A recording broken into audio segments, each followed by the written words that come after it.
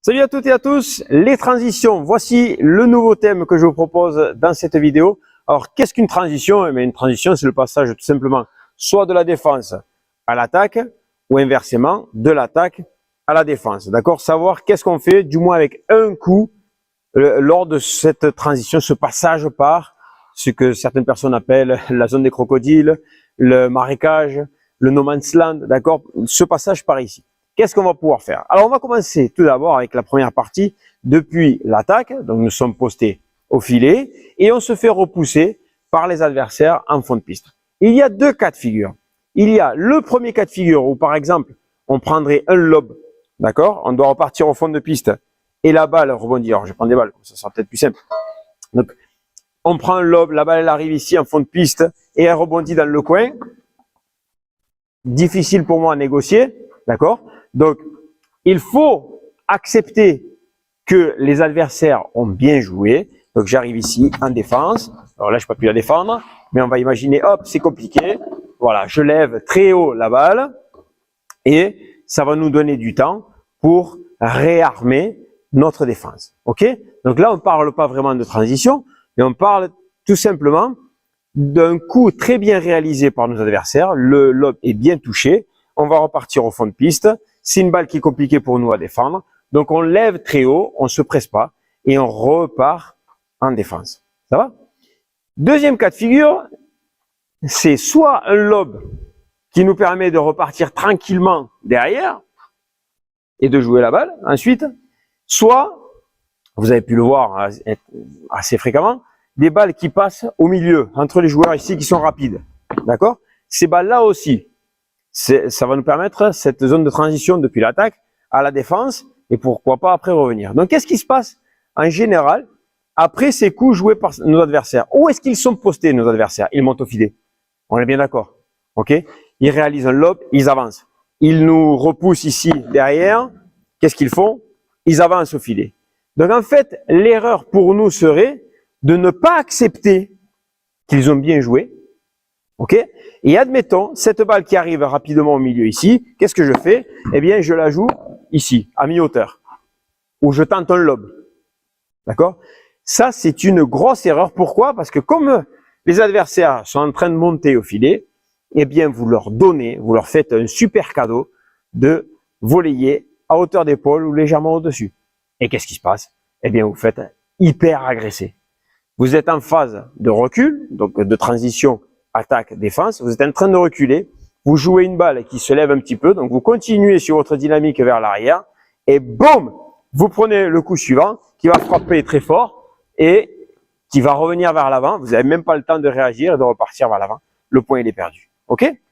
Donc le conseil que je vous donnerai, lorsque vous êtes dans ce cas de figure, parce que l'idée elle est vraiment pour nous qui étions à l'attaque, de ne pas repartir en défense, OK? Parce que leur coup il n'est pas extraordinaire non plus, mais notre idée, elle va être vraiment de les freiner dans leur montée. OK? Donc, admettons, nous prenons un lob. OK? La balle, elle arrive ici derrière. OK? Et elle rebondit légèrement haute. Si je pars en haut, on est d'accord que il faut que j'ai vraiment une bonne main, que je touche bien ma balle pour pouvoir les repousser au fond.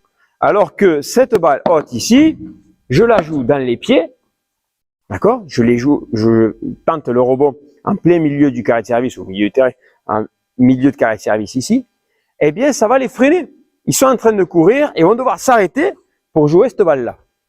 Autre cas de figure, toujours avec le même résultat à la fin, cette balle qui arrive vite ici au milieu, donc je me retourne et hop, je la joue très doucement dans les pieds pour les freiner dans leur avancée vers le filet.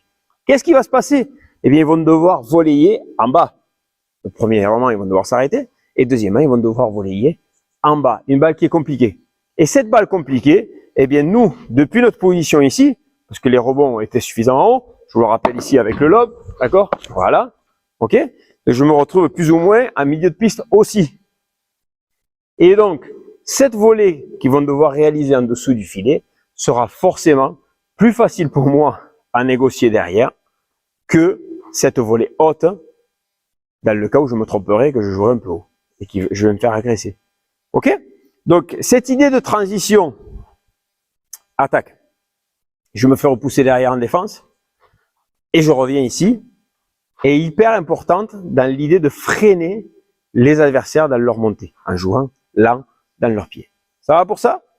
Allez, maintenant passons à ce que certainement vous attendez de cette vidéo, c'est-à-dire la transition défense, attaque. Ok? Donc, les choses qui sont vraiment intéressantes à comprendre, c'est que il y a le haut et il y a le bas.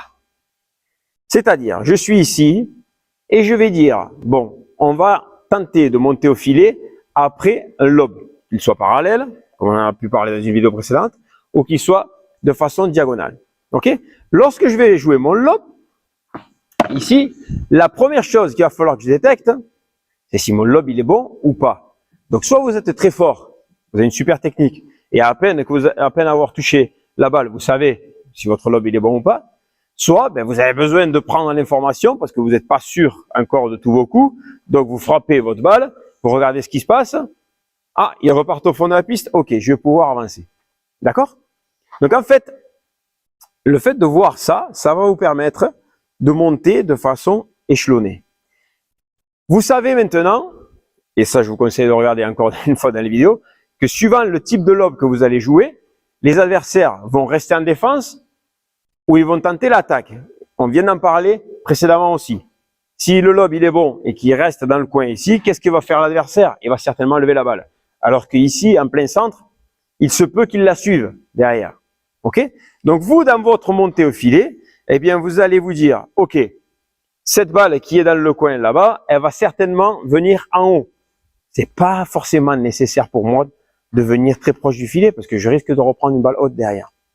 Donc, il vaut mieux que je reste légèrement en retrait ici. Je sais que très certainement, la balle va aller en haut. Et donc, ici, je vais pouvoir m'appuyer dessus pour mieux monter au filet, pour faire ma première volée, qui va obliger les adversaires à rester au fond et on va pouvoir s'asseoir en attaque. Ouais.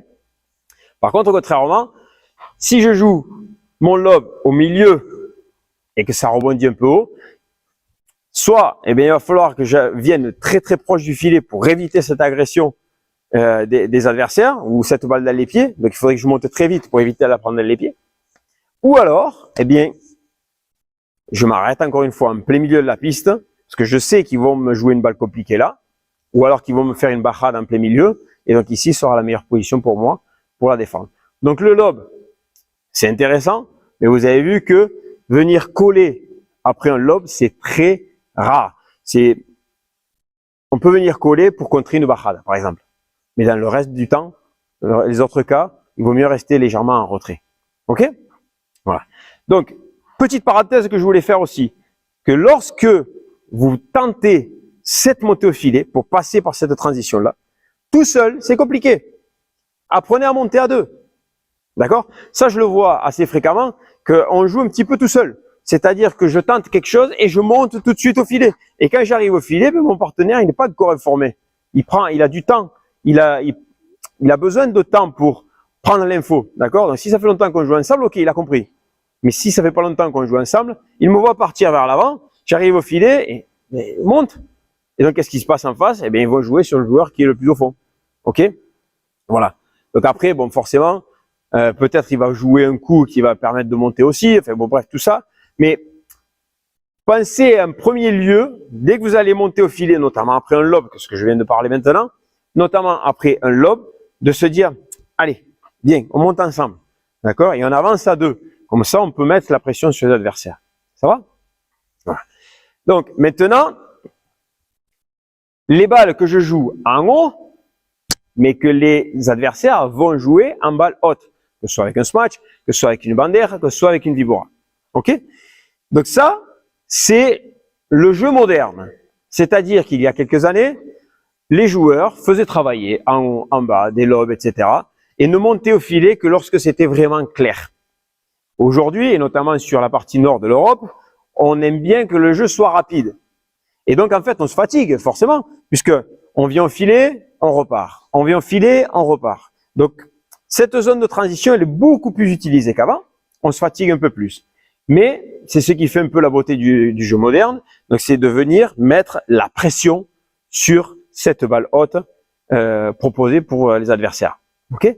Donc, en fait, je ne cherche pas le lob. je cherche justement à obliger l'adversaire à réaliser une bandeja ou une vibora, mais je viens tout de suite, juste après avoir impacté ma balle, je vais le refaire, donc je suis ici, d'accord, et tout de suite après, hop, je viens mettre la pression ici, pour l'obliger à jouer une bandeja compliquée. Ok?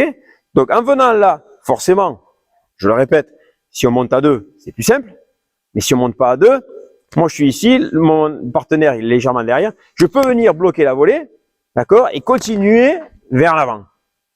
Lui, il aura besoin d'un coup de plus pour voir que je suis là. Ok? Donc, si je suis ici, on joue la bandeja sur moi, je volaille, je continue mon ascension vers le filet, lui il va me suivre sur le deuxième coup. Donc, d'où l'intérêt de réaliser une très belle première volée au fond. De ne pas me presser en voulant gagner le point, parce qu'on risque de se faire avoir derrière. Donc, posez bien votre première volée au fond pour que votre partenaire puisse vous rejoindre. Mais dans le cas où je réalise, je vais reprendre, je suis ici, donc même cas de figure, hein. Je suis là, tac, je lève et je viens mettre la pression tout de suite. Les adversaires s'en rendent compte, ils jouent parallèle. Ne pensez pas que vous êtes mal placé, que vous allez perdre le jeu. Restez là, attendez un coup de plus, laissez jouer votre partenaire, laissez-le faire parce qu'il vous voit devant. Donc en fait, qu'est-ce qu'il va faire lui? Il va très certainement tenter un coup et il va pouvoir vous rejoindre. Ok? Si malheureusement, il ne réalise pas un bon coup, vous êtes ici, c'est pas grave, vous repartez derrière. Mais au moins, laissez-le jouer ce coup-là. Vous avez toujours besoin d'un coup de plus pour pouvoir confirmer votre montée au filet ou au contraire repartir en défense. Ça va? Donc là, on était sur ces bandejas, sur ces ballottes, ces smash, etc. que vous proposez aux adversaires et vous venez mettre la pression tout de suite. Ok? Restez derrière, oui, c'est faisable, mais c'est pas le thème de la vidéo aujourd'hui. Donc aujourd'hui, nous avons pensé à mettre la pression, à monter au filet après chaque coup que nous allons jouer. Et enfin, on arrive avec toutes ces sorties de vitres. Les sorties de vitres et surtout les balles basses, les chiquitas. Ok? Ça, c'est vraiment les coups que je vous conseille vraiment d'utiliser un maximum pour utiliser cette zone de transition défense-attaque. Défense-attaque. Ok? Donc à vous de voir, suivant votre état physique, suivant votre technique, etc., si il vaut mieux venir plus proche du filet ou justement rester un peu en retrait. Ok? Donc n'hésitez pas à vraiment faire ça. Je sais qu'il y a des personnes qui sont très rapides, d'accord? Et des personnes qui ont besoin d'un peu plus de temps. Mais ça ne vous empêche pas de mettre la pression et de jouer dans la zone de transition. D'accord? Donc on est ici, vous avez une balle qui arrive, je vais jouer ma chiquita, hop, je monte au filet, voilà, et je vais mettre la pression tout de suite. Donc je peux arriver peut-être un peu plus loin. J'ai une balle en sortie de vitre, et hop, je la joue là, je m'arrête là. Je suis déjà en zone de transition en train de mettre la pression sur l'équipe adverse.